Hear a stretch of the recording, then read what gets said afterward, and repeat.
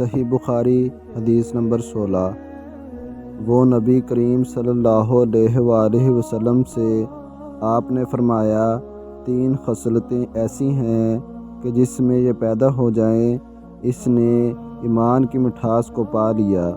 اول یہ کہ اللہ اور اس کا رسول اس کے نزدیک سب سے زیادہ محبوب بن جائے۔ دوسرے یہ کہ وہ کسی انسان سے محض اللہ کی رضا کے لیے محبت رکھے۔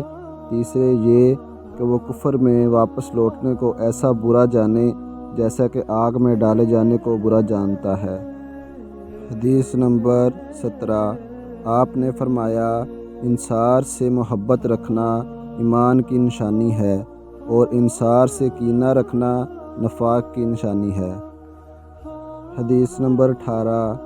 عبادہ بن صامت رضی اللہ عنہ جو بدر کی لڑائی میں شریک تھے اور لیلۃ العقبہ کے 12 نقیبوں میں سے تھے، فرماتے ہیں کہ رسول اللہ صلی اللہ علیہ وآلہ وسلم نے اس وقت جب آپ کے گرد صحابہ کی ایک جماعت بیٹھی ہوئی تھی فرمایا کہ مجھ سے بیعت کرو اس بات پر کہ اللہ کے ساتھ کسی کو شریک نہ کرو گے، چوری نہ کرو گے، زنا نہ کرو گے، اپنی اولاد کو قتل نہ کرو گے اور نہ عمدن کسی پر کوئی ناحق بہتان باندھو گے اور کسی بھی اچھی بات میں خدا کی نافرمانی نہ کرو گے۔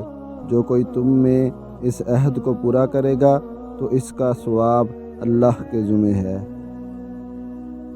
اور جو کوئی ان بری باتوں میں سے کسی کا ارتکاب کرے اور اسے دنیا میں اسلامی قانون کے تحت سزا دے دی گئی تو یہ سزا اس کے گناہوں کے لیے بدلہ ہو جائے گی، اور جو کوئی ان میں سے کسی بات میں مبتلا ہو گیا اور اللہ نے اس کے گناہ کو چھپا لیا تو پھر اس کا معاملہ اللہ کے حوالے ہے، اگر چاہے معاف کرے اور اگر چاہے سزا دے دے۔ عبادہ کہتے ہیں کہ پھر ہم سب نے ان سب باتوں پر آپ صلی اللہ علیہ وآلہ وسلم سے بیعت کر لی۔ حدیث نمبر 19۔ رسول اللہ صلی اللہ علیہ وآلہ وسلم نے فرمایا وہ وقت قریب ہے جب مسلمان کا سب سے عمدہ مال اس کی بکریاں ہوں گی، جن کے پیچھے وہ پہاڑوں کی چوٹیوں اور برساتی وادیوں میں اپنے دین کو بچانے کے لیے بھاگ جائے گا۔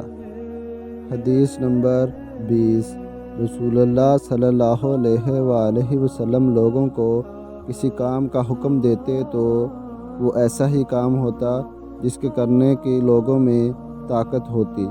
اس پر صحابہ رضی اللہ عنہم نے عرض کیا کہ یا رسول اللہ ہم لوگ تو آپ جیسے نہیں ہیں، آپ تو معصوم ہیں اور آپ کی اللہ پاک نے اگلی پچھلی سب لغزشیں معاف فرما دی ہیں، اس لیے ہمیں اپنے سے کچھ زیادہ عبادت کرنے کا حکم فرمائیے۔ یہ سن کر آپ ناراض ہوئے حتیٰ کہ خفگی آپ کے چہرہ مبارک سے ظاہر ہونے لگی، پھر فرمایا کہ بے شک میں تم سب سے زیادہ اللہ سے ڈرتا ہوں اور تم سب سے زیادہ اسے جانتا ہوں، بس تم مجھ سے بڑھ کر عبادت نہیں کر سکتے۔